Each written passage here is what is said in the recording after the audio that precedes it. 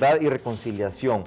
Ya se está terminando el informe, ya el señor Stein ha pues dado algunas declaraciones preliminares de las que podría pues dar pistas de cuáles van a ser las conclusiones de la comisión. Siempre todavía se pretende realizar una entrevista con el exmandatario Manuel Zelaya Rosales, pero al parecer no va a ser posible y ellos dicen de que si no el señor Zelaya Rosales no accede, pues van a remitirse a las declaraciones públicas que están documentadas en los diversos periódicos y medios de comunicación del país. Entonces se va a presentar el informe con o sin la declaración de Zelaya, que pues la comisión ha expresado de que el Frente Nacional de Resistencia no ha cooperado como se espera para este informe, pero aún así se va a presentar. ¿Por qué será que cuál es el parecer del Frente Nacional de Resistencia con esta comisión que expresa de que no se ha cooperado como debería de ser con ellos?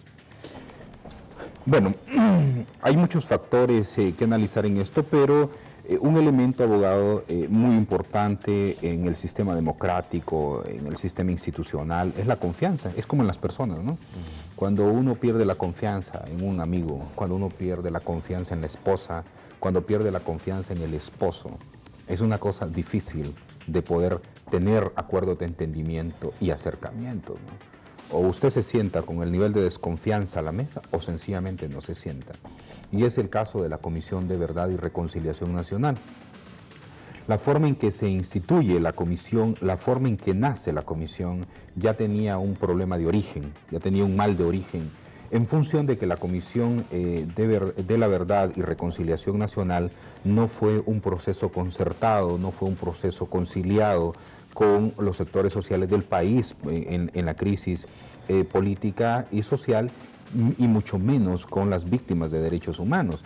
Ese problema de origen en su nacimiento, lógicamente generaba consecuencias, generaba impactos, y es el hecho de que no había un nivel de sentir suyo un proceso que tenía que contribuir al proceso de reconciliación nacional con la Comisión de la Verdad y Reconciliación. Y en ese sentido también lo más lamentable es que el documento resultante de esa iniciativa para instaurar la comisión, que recordemos que también fue parte del acuerdo Tegucigalpa-San José, en función de avanzar hacia el proceso de reconciliación nacional, fue una acción unilateral del Ejecutivo.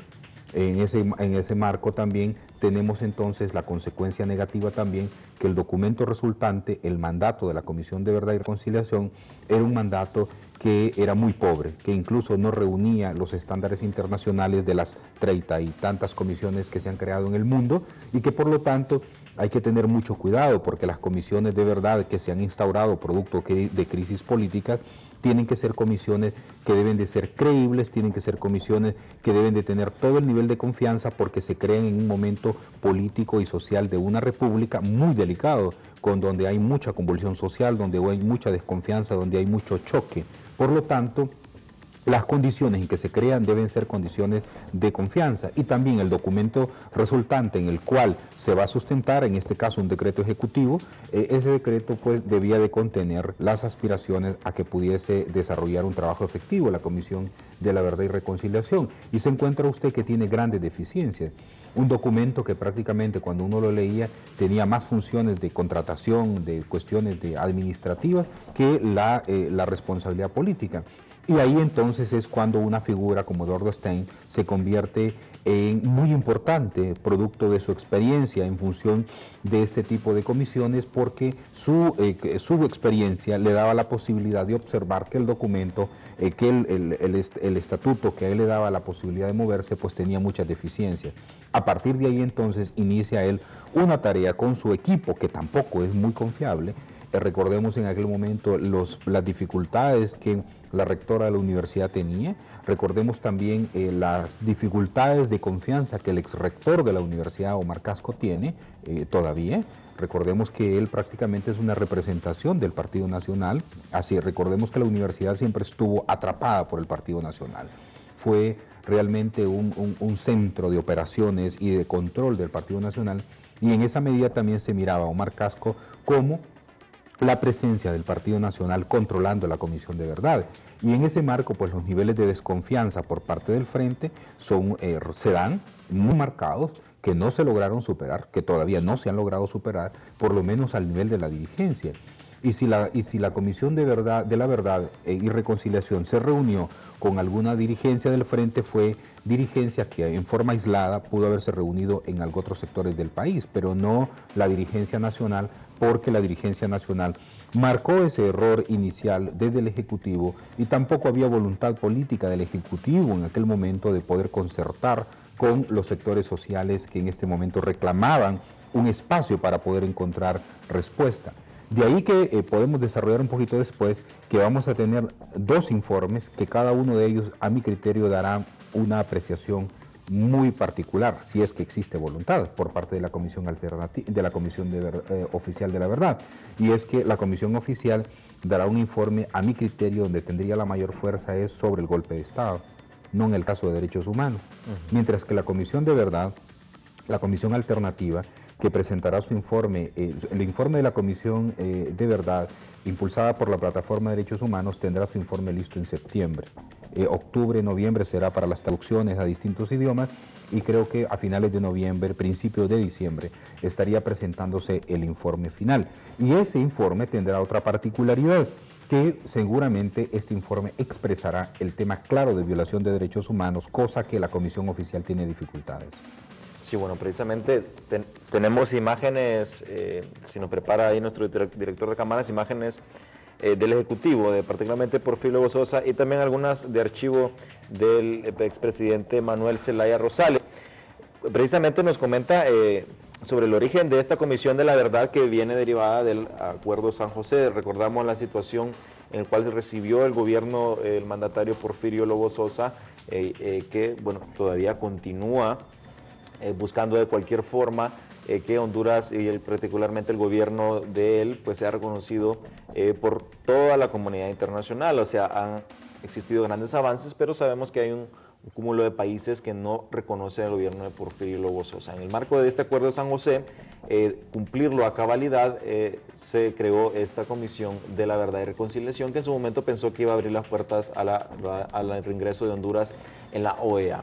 Sobre la elección de las personas que integran la Comisión de la Verdad, había controversia precisamente porque Eduardo Stein, por ejemplo, en el momento de la crisis, él había dado sus opiniones, pues catalogando como golpe de Estado lo que ocurrió en la crisis política. Ya eso, pues para algunos ya afectaba su imparcialidad y una persona que debería entrar sin tener ningún tipo de posición ya predeterminada, y ante estas declaraciones que se habían filtrado, pues no tenía que haber sido elegido, pero aún así se eligió. En el caso de Julieta Castellanos también se recordaba de que ella pues tuvo unas luchas dentro de la Universidad Nacional y en su momento afinidad con el Frente Nacional de Resistencia. Por otra parte, la nominación de Omar Casco, como nos dice, pues se cree que es del sector de conservador del Partido Nacional. Entonces pues hubo siempre unas críticas sobre la elección de la comisión, pero ellos avanzaron, se han continuado con el trabajo, han realizado todo el tipo de entrevistas necesarias y ya están próximos a dar este informe sin la declaración, como repetimos, de Manuel Zelaya Rosales, que sin duda alguna es de los protagonistas de la crisis política que pasó el año 2009 o el golpe de Estado. Ellos pues ya van a dar el informe. Y la Comisión de Verdad, que fue la que nos está mencionando también el abogado Méndez, que es la alternativa, pues también en cuanto a los integrantes de la comisión ha tenido su controversia, más aún ahora con la persona que ha sido pues acusada y ha tenido que retirarse por pues algunos delitos que se le acusa, y pues entonces también hay problemas con las nominaciones, pero es interesante que nos profundice más en esta situación sobre los derechos humanos, porque sabemos que los derechos humanos, a jugar del Frente Nacional de Resistencia, se continúan violando. No solo es que repentinamente a la toma de posición del nuevo gobierno han cesado las violaciones de derechos humanos, sino se continúa recabando información aún posterior del junio del 2009, todavía hasta la actualidad, todo el año 2010 y ahora el 2011. Sí. Bueno, creo que habrá que referirse al último informe que Human Rights Watch presentó, ¿verdad? Don José Vivanco presentó hace creo unas 3 semanas el informe de Human Rights Watch, Y uno puede observar claramente en el informe cómo expresa que el Estado hondureño, que en Honduras la violación de derechos humanos continúa y que los pasos para detener estas violaciones de derechos humanos no se están dando en forma sustancial. Y de ahí la preocupación por parte de la comunidad internacional de derechos humanos sobre las violaciones de derechos humanos en Honduras, valga la redundancia, al grado tal que en estos días, el 24 de febrero, tenemos la visita de una delegación de Europa, de los organismos internacionales de derechos humanos que visitarán el país para conocer in situ la situación de derechos humanos, pero en particular la situación del Bajo Aguán.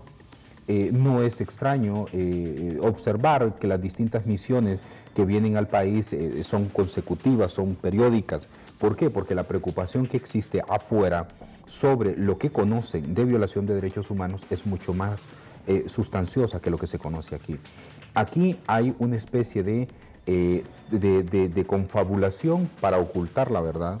Aquí hay también un nivel de desconfianza de la población que no acude a las autoridades para interponer una acción en contra de aquellos que le han violentado sus derechos humanos, y en ese sentido entonces encuentra usted personas que acudan a nuestras organizaciones. Le voy a dar un caso en particular. El año pasado, a finales del año, hay personas que fueron capturadas, que fueron torturadas y que fueron prácticamente, y no las mataron por algunas cuestiones particulares que se dieron, pero estas personas fueron objeto de torturas, fueron objeto de vejámenes, fueron personas que quedaron fracturadas, personas que sufrieron humillaciones, personas que estuvieron a punto de morir. Estas personas fueron amenazadas, sus familias, para que no declararan en función de las torturas que habían recibido. Esos informes los tenemos nosotros en nuestras manos, los organismos no gubernamentales de derechos humanos, testimonios levantados a mediados del mes pasado, es decir, 15 de enero, 8 de enero. Entonces, ¿qué significa frente a lo que solo usted conoce cuando una víctima llega a su oficina? De pronto no llega a ella, sino que le llaman que a usted acuda al lugar donde ella está, donde esa persona está, y usted encuentra a esa persona aterrorizada, golpeada, esa persona que le costó semanas para poderse recuperar, por lo menos conscientemente, y el terror que refleja esa persona, y encuentra usted que esta persona está amenazada a no poder decir nada, porque si dice algo matan su familia o matan amigos cercanos.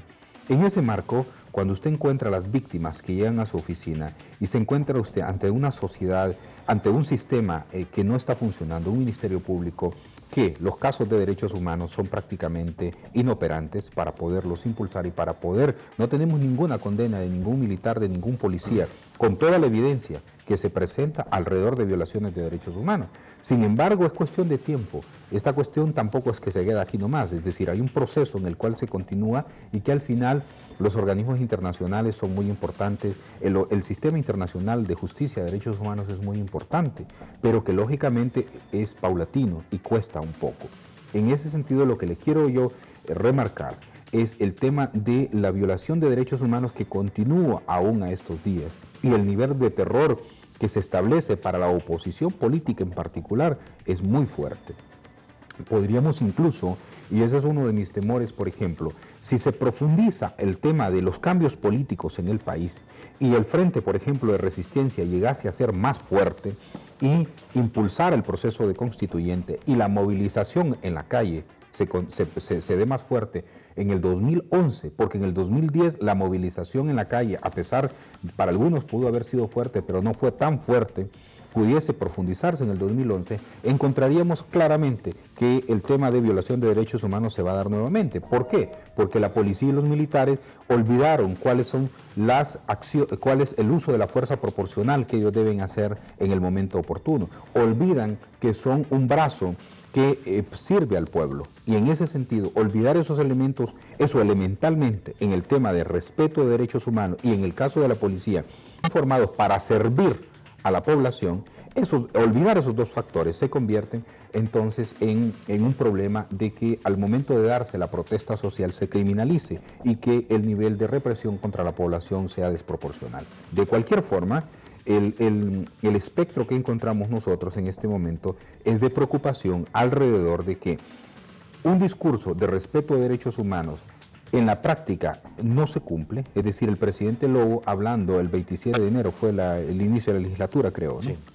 En el Congreso de la República, de respeto a derechos humanos, y 4 cuadras de distancia, donde él estaba dando el discurso, se estaba capturando a maestros, golpeando a los profesores, diciendo que tenían armas, ¿cómo se llama? Instrumentos, bombas, y que tenían este tipo de cosas, y lo que tenían eran unos cohetillos, de esos cohetes grandes que se compran para Navidad, ¿no? Entonces, ese tipo de cosas, hacerlas creo que es desproporcional. Pero quiero manifestarle dos elementos que no quiero que se me olviden. ¿Qué tendremos con el informe de la Comisión de la Verdad a finales de marzo? A finales del otro mes la Comisión Oficial presentará su informe. ¿Qué es lo que a mi criterio podría contener más este informe? ¿Qué es lo que a mi criterio podría contener más el informe de verdad alternativo que se presentará en noviembre-diciembre?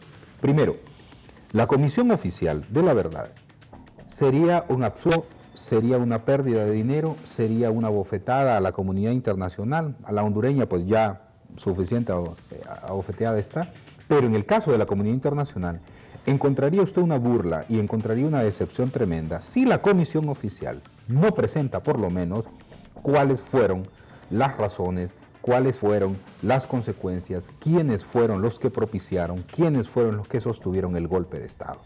¿Por qué le menciono esto? La Comisión Oficial tiene los archivos abiertos de todos los poderes del Estado en el país, supuestamente.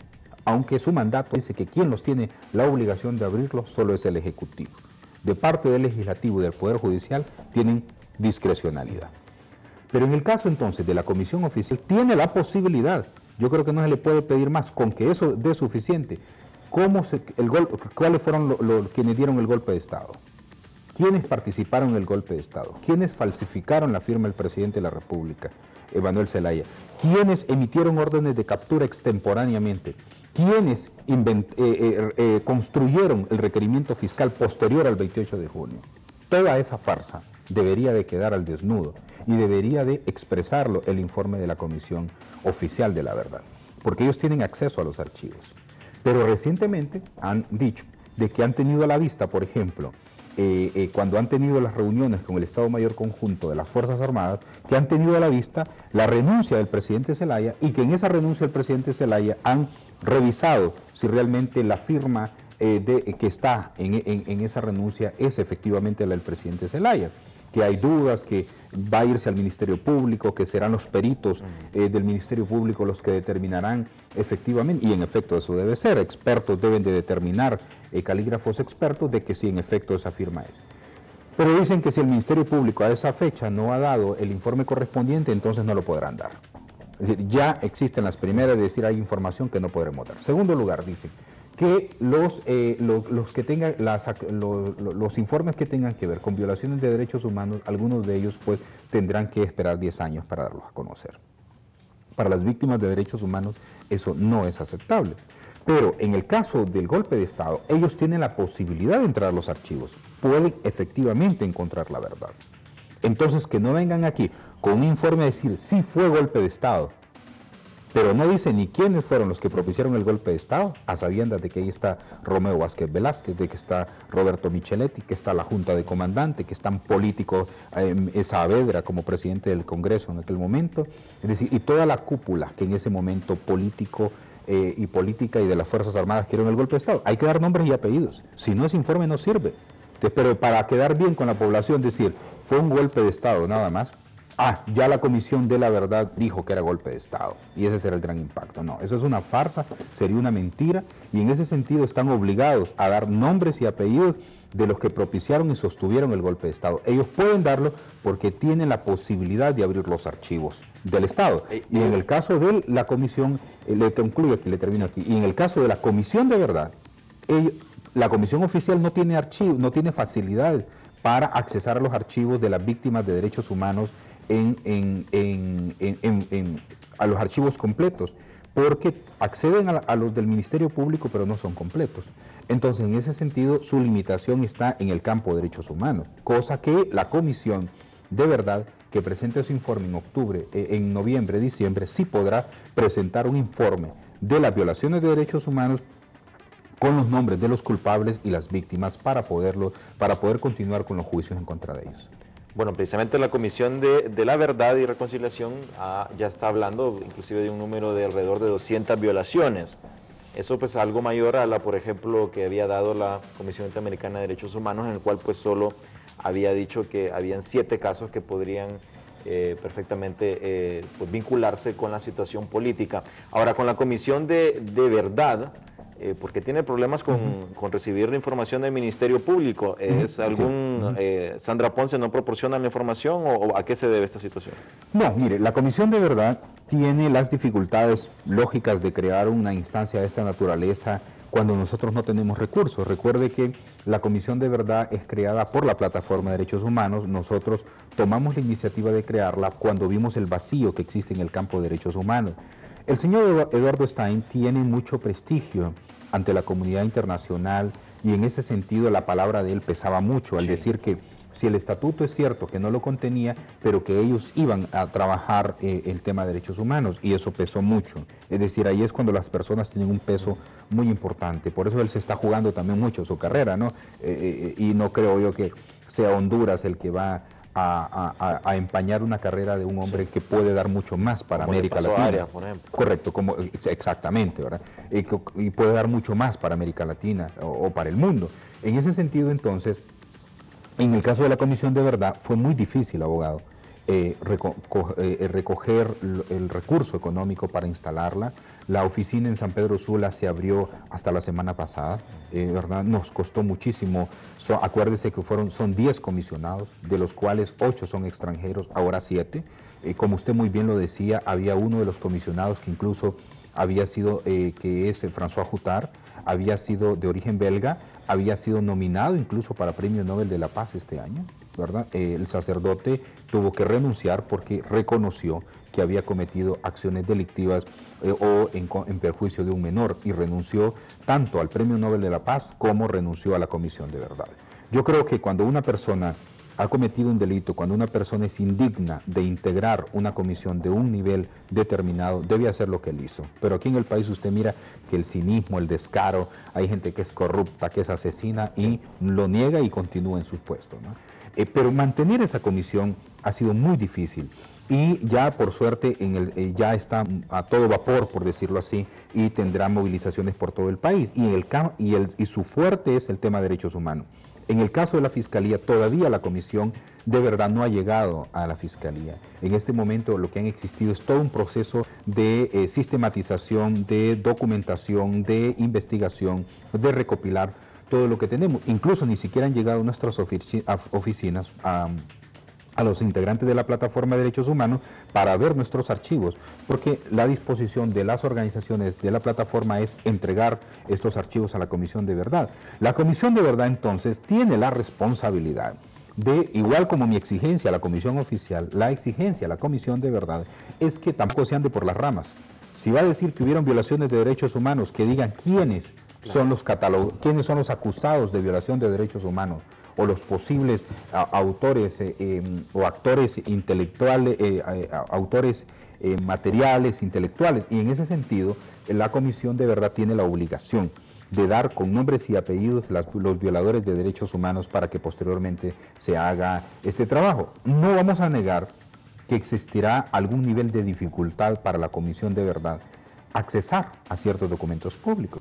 Seguramente la Corte Suprema de Justicia no va a abrir archivos a la Comisión de Verdad, conociendo que estas personas pueden encontrar la verdad y que éstas la darán a conocer.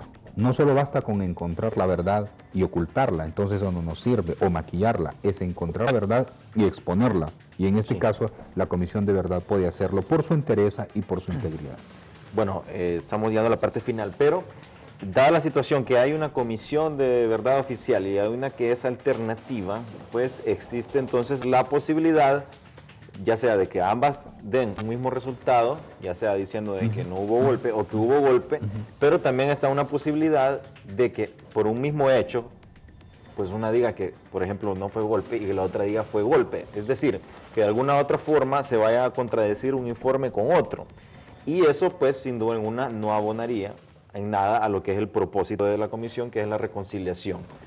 Ante este panorama, que la verdad que es posible, que hay una contradicción entre comisiones, ¿qué pasaría entonces la situación política y también a nivel internacional si pudiera existir una contradicción ante los mismos hechos que ocurrieron y las investigaciones?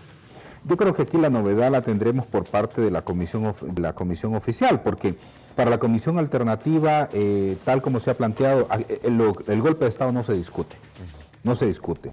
Lo que se está investigando, lo que se va a sustentar es la postura de que aquí hubo un rompimiento del orden constitucional, tal como todo el mundo lo ha dicho. Solo aquí en Honduras ciertos iluminados dicen que no fue golpe de Estado, pero ahí todo el mundo lo expresa, los países del mundo, los juristas del mundo. Entonces, en ese sentido, creo que el hallazgo en función de la Comisión de Verdad Alternativa es el tema que tiene que ver con derechos humanos. En el caso de la comisión oficial, y que usted lo señala muy bien, de cualquier forma se puede dar una contradicción, es que la comisión oficial diga que esto no fue un golpe de Estado.